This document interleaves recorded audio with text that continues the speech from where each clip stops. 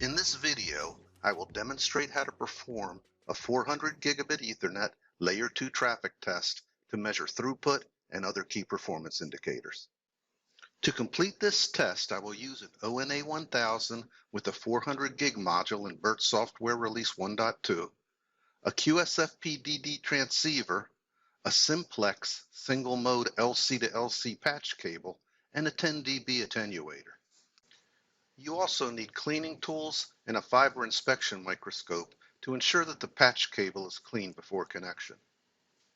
I have already inserted a 400G base FR optical transceiver into the port 1 QSFP-DD slot of my 400 gig module. I have cleaned and inspected my loopback cable and connected it to the QSFP-DD.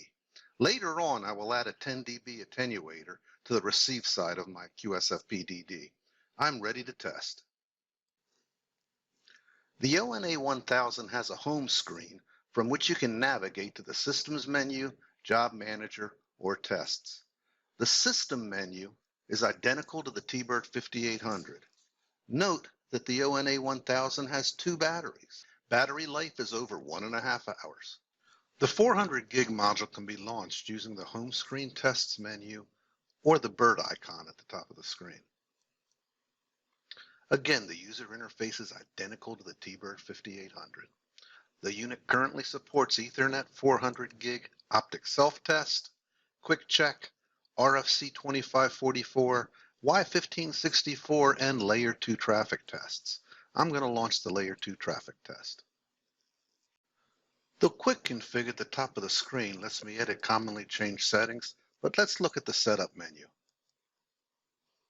In the Interface Connector menu, I can see information about the QSFP, and in the RSFEC menu, I can configure the pass-fail threshold for correctable errors. The Ethernet, Traffic, Filters, and Time Test menus look the same as the T-Bird 5800. Back on the Results menu, using the controls at the bottom of the display, I can turn on the laser and start traffic.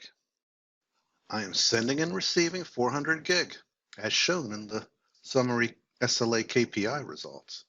Note the nanosecond resolution for round-trip delay and jitter.